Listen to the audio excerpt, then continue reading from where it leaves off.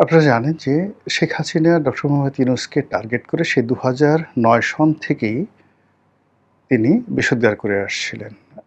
যে আমাদের প্রবাদ বাক্য রয়েছে, "তোমারে বধিবে যে গোকুলে বাড়িছে সে।" আমরা এই বাংলাদেশে বসে এখন ডক্টর মোহাম্মদ ইউনূসকে যেভাবে দেখছি, যেভাবে বলছি কিংবা তার সম্পর্কে যে বিষোদ্গার করছি বা তার জীবনের যে নেতিবাচক দিকগুলো এখন আমরা যেভাবে সামনে নিয়ে এসেছি, এটি এককভাবে শেখ হাসিনা সেই ২০০৯ সন থেকে ক্রমাগতভাবে বলে যাচ্ছিলেন। যেহেতু শেখ হাসিনার যে পোর্ট্রেট এটি ছিল রাজনৈতিক এবং রাজনৈতিক পোর্ট্রেটে মানুষ সাধারণত যেটি হয় এস্টাবলিশমেন্ট বিরোধী হয়। যখনই কোনো রাজনৈতিক ব্যক্তি ক্ষমতায় থাকে সঙ্গে, সঙ্গে লোকজন তার বিরোধিতা করে, তার যেকোনো কর্মের বিরোধিতা করাটাকে নিজেদের একটা স্টাইল মনে করে। তো সেই অর্থে শেখ হাসিনা এখন যে সহানুভূতিটা পাচ্ছেন আমজনতের, এটা রিভার্স ছিল যেদিন তিনি ক্ষমতায় এসেছিলেন ২০০৯ সনে।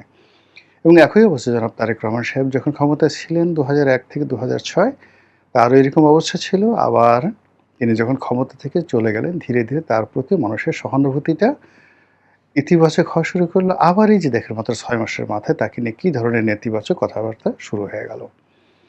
তো সেই অর্থে শেখ হাসিনা বা তারেক জিয়া তাদের পক্ষে এই নেতিবাচক বিষয়াদি মোকাবেলা করার জন্য হাজার, হাজার পলিটিক্যাল মাইক থাকে। লক্ষ, লক্ষ হ্যান্ডস মানে হাত থাকে, হাতিয়ার থাকে। রাষ্ট্রের একটা বিশাল যন্ত্র কাজ করে। দেশি বিদেশি একটা যাকে বলা হয় পলিটিক্যাল রিসোর্স থাকে, যে রিসোর্সগুলো এই পলিটিক্যাল সরকারগুলোকে হেল্প করে। ফলে তারা কিন্তু জনগণের নেতিবাচক যে বিষয়াদি সেগুলো মোকাবেলা করতে পারে। কিন্তু অন্তর্বর্তীকালীন সরকার, তত্ত্বাবধায়ক সরকার তাদের যেহেতু কোনো পলিটিক্যাল ইনস্টিটিউশন থাকে না, বিশাল সংখ্যক নেতাকর্মী থাকে না, একেবারে যাকে বলা হয় ভাষা, ভাষা জনপ্রিয়তা এবং ভাষা, ভাষার সমর্থন নিয়ে তাদেরকে খুব সংক্ষিপ্ত সময়ের মধ্যে চলতে হয়।